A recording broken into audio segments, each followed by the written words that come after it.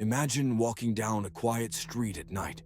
The moon is hidden behind dark clouds, the wind is cold, and the hairs on the back of your neck start to stand up.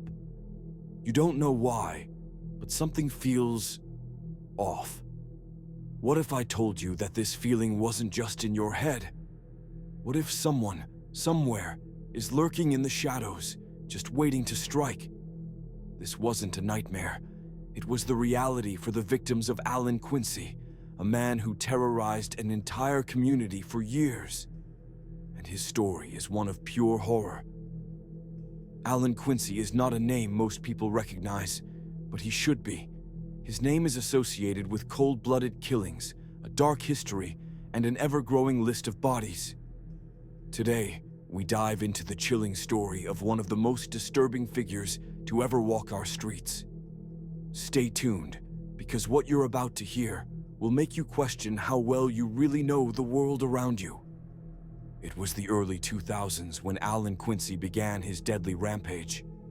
Born in a small town, he blended in like any ordinary person, but his inner darkness was far from ordinary. Quincy's first murder came as a shock, both to law enforcement and to the community. It was a quiet, unsuspecting place, Wilmington, a suburban town that would soon become known for something far more sinister than peaceful living.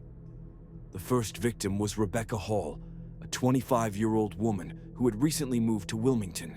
She was described by neighbors as kind and friendly, nothing to suggest she'd become a target of a ruthless killer. On a chilly evening in October, Rebecca had finished her shift at a local diner and was walking home through a quiet neighborhood. Allen Quincy, who had been watching her for days, had patiently planned every step of his sickening act. He followed her for several blocks before he made his move. In a dark alley, just out of view from any passing cars, Quincy struck. Rebecca never stood a chance.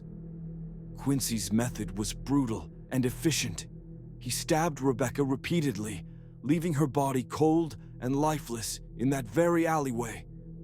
The police arrived too late, and for months, they had no leads. But Quincy wasn't done. In fact, this was only the beginning of a spree that would send the entire town into a state of panic.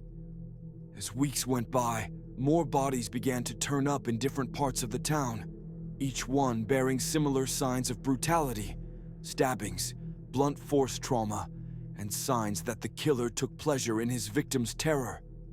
What made these murders even more chilling was the fact that they seemed completely random. Allen Quincy showed no pattern, no type of victim he favored. It was almost as though he was hunting for sport. But what made Quincy even more terrifying was the fact that he never got caught. The killings seemed to happen almost at random, and there was always a chilling calm after each murder. He was a ghost, slipping in and out of the shadows with no one the wiser. Until one day, the final victim's name was revealed. Her name was Sarah Mitchell. Sarah was the last known victim of Allen Quincy. A local teacher, adored by her students, she went missing without a trace one Sunday evening. For months, her disappearance stumped investigators, but on a cold winter morning, a discovery would finally lead them to Quincy, an unexpected clue that would unravel his horrifying web of violence. The breakthrough came when police found a hidden room in a warehouse that Quincy had been using as his lair.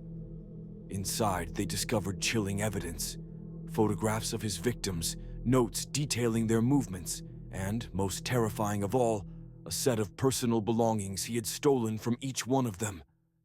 It was then that they realized Allen Quincy had been planning his murders far in advance, tracking each victim meticulously.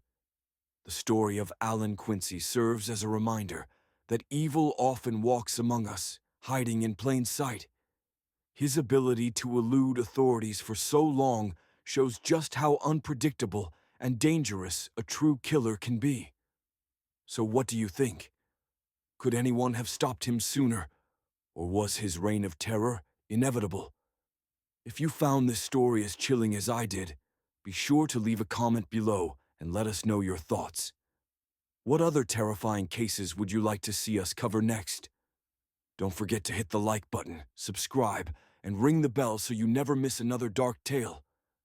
Stay safe out there, and remember, not all monsters live under the bed. Some walk freely in the daylight.